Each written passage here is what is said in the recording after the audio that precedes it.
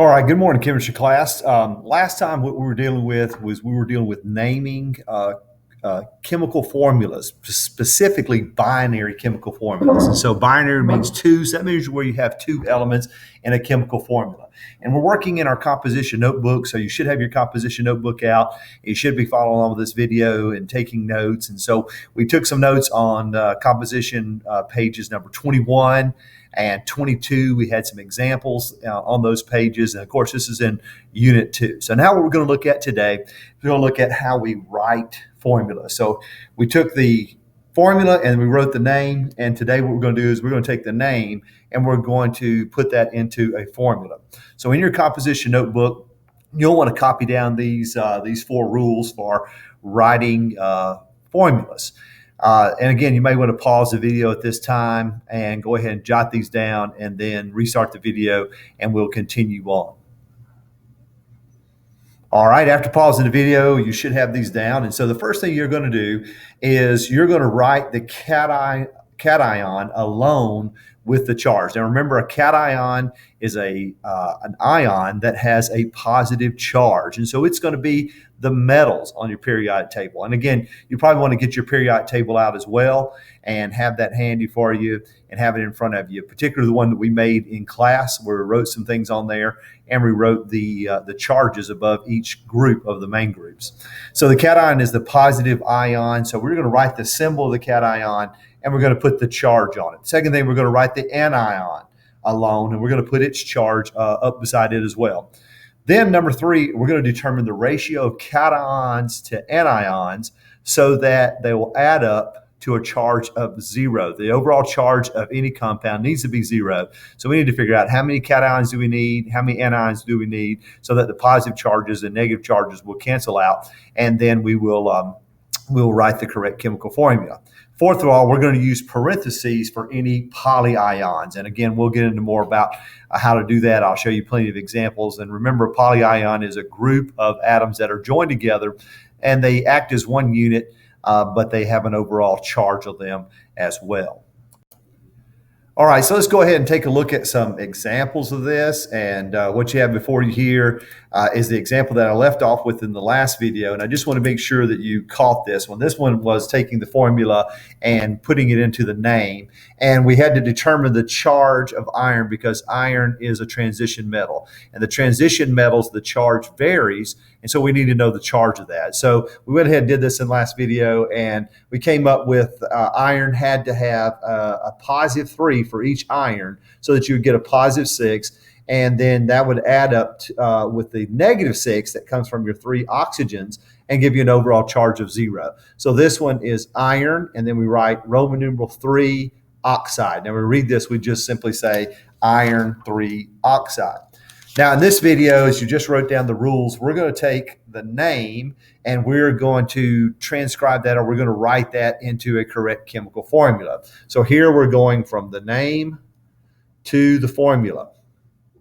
Okay, so we're going to write several examples of these, and you follow along with me and copy these down in your notebook as we go along, and we'll talk more about them in class. So the first example here is going to be barium is your first element, and bromide. Barium bromide. So now we have the name and we're going to put that into the correct chemical formula. So the first thing we do is we write down the symbol, the cation. So the cation is always your first element. So barium is Ba. And again, have your periodic table in front of you. And if you don't know the symbols of these elements, just look them up on your periodic table, pause the video, whatever you need to do. Now also on your periodic table, you will notice where barium is located. Barium is located here, and this is a group 2 element. So you can see that group 2 elements have a 2+ charge. So therefore, on our paper, we're going to write 2+ beside barium because it takes on a 2+ charge when it forms an ion. Now bromide, remember the ending's been changed, so that's just bromine. So we find its chemical symbol, we look it up, and we see that bromine is located right here. It's in group 17, so it has a -1 charge, and the symbol is Br. So we simply write down Br and we put a 1 negative beside Br. Now what we need to do here is we need to figure out what is going to be the ratio of bariums and bromines so that the charges equal up up to 0. So we have a +2 and a -1. So there's an imbalance of positive charges. So what we're going to do is we're going to add another bromine here. So now we look at this and we have a +2, we have two -1. So 2 plus, we're going to add that, and we have a -1 and a -1. So that is a 2 negative. And so 2 plus and 2 negative cancels out and equals up to 0. So simply what we're going to do is then go back and write the correct chemical formula for this. And we're going to write Ba. And since it takes two Brs, we're going to put this into a subscript. And so barium, there's only one of those. The one is understood. We never write ones as subscripts. And it takes two bromides to balance out the barium. So that would be our chemical formula for barium bromide.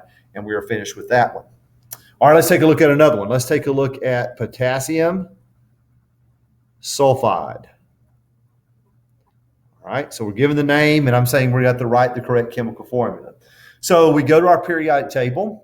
We find the chemical symbol for potassium is K. So we're going to write down K. And we look it up, and we see that potassium, it's a group 1 element. Okay, look on the periodic table. It's a group 1 element, and it is a 1 plus. And again, if you don't know the symbols, you can simply look those up.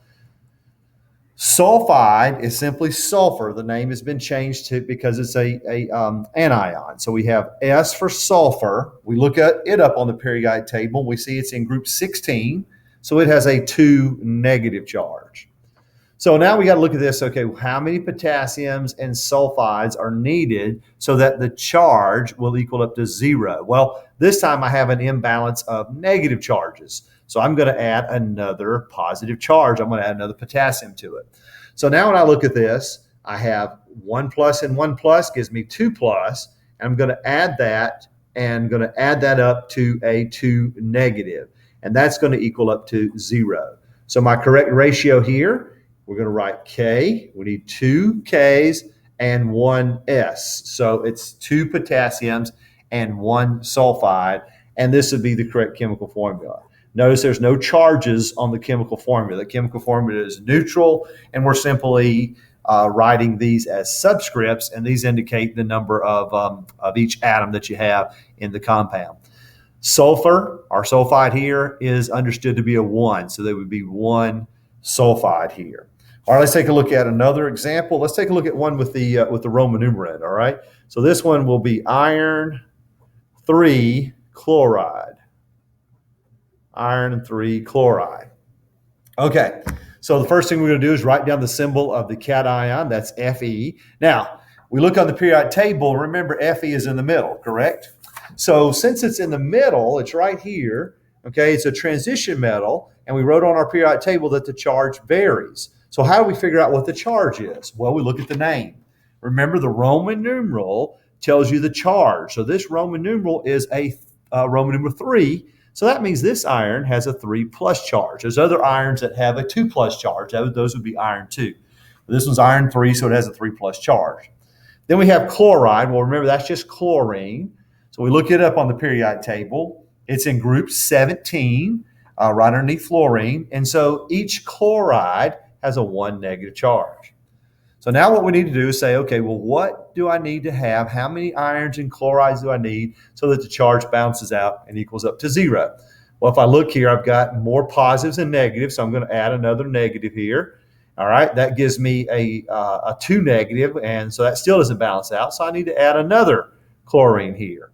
So now that gives me, on this side over here, a 3 negative, and that balances out with my 3 positive, so that one equals up to 0. So it takes 3 chlorines for every 1 iron. So I come back over here and I write the formula Fe. There's only one of those. That's understood. And so we write Cl. How many Cl's did we need? 1, 2, 3. So we put a subscript of a 3 there. And this would be the correct formula for iron 3 chloride. You say, well, how come I didn't put a 3 right here since it's iron 3? Here's a common mistake that students often make when they're writing these types of formulas. The Roman numeral does not tell you the subscript. The Roman numeral tells you the charge. And then we look at the charge of the cation to see what is going to be the ratio. And here we have a ratio of 1 iron to every 3 chlorides. And so therefore the formula is FeCl3. All right, let's take a look at another example here. All right, the next example that we're going to look at is going to be cobalt 2 nitride. So cobalt 2 nitride. Okay. All right, so we have cobalt is CO, and again, you can look at your periodic table. Cobalt is a transition metal. It's number 27, so it's right in the middle there.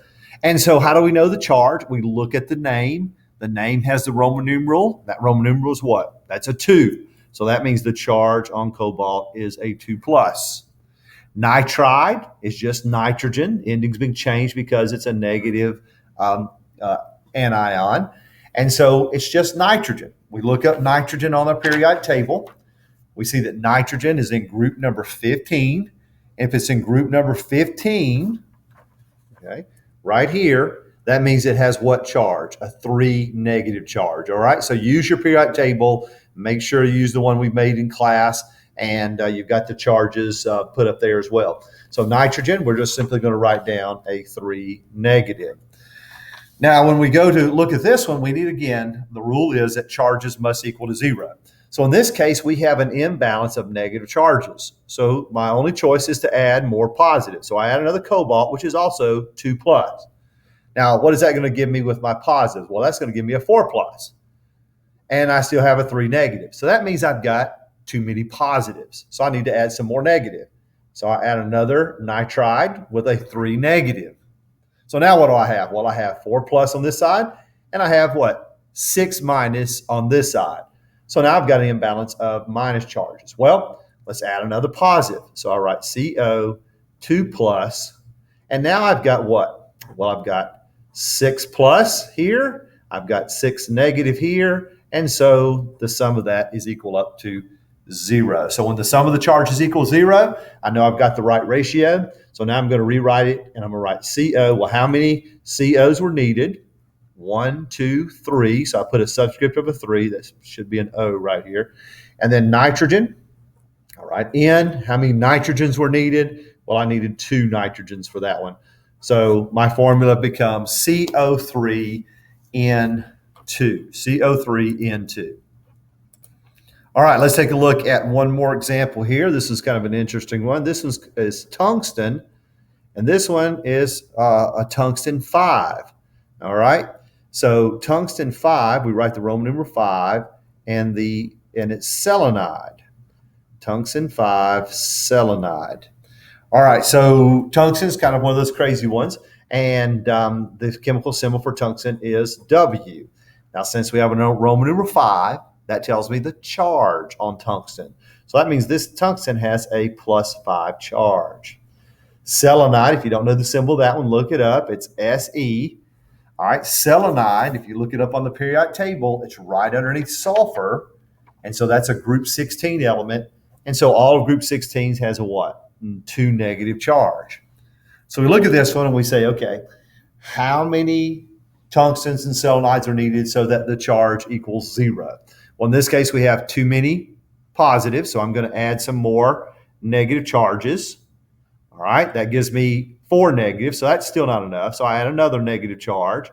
Well, that gives me 6 negatives. So that's too many. So I need to get more positive, so I add another tungsten, but remember tungsten is +5. So what does that bring me up to? Well, that brings me up all the way to 10 plus. 10 plus. So here we have 6 negative and 10 plus. So I need to add some more negative. All right. That brings me up to 8 negative. So I still don't have enough. Now I need to add 1 more selenide. So now when I add this up, what do I get? Well, I get 10 plus, and here I get 10 negative, and the sum of that equals up to 0. So now I just rewrite the formula over here. I write W. How many W's did we use? Well, we look here. 1, 2 is what we were needed. So it becomes a subscript 2. How many selenides were needed? Se. Well, there needed to be 5 of those. And so we have W2 Se5. All right, so that's basically it. That's how you take and write chemical formulas from the names. And these, again, are dealing with binary compounds. In the next episode, we're going to take a look at naming and writing compounds that involve the polyions. And we'll talk more about that later on. Again, I'll see you in class. If you have questions, we'll talk more about that. I'll go over any examples that you have, and we'll do some more practice. All right, have a great day.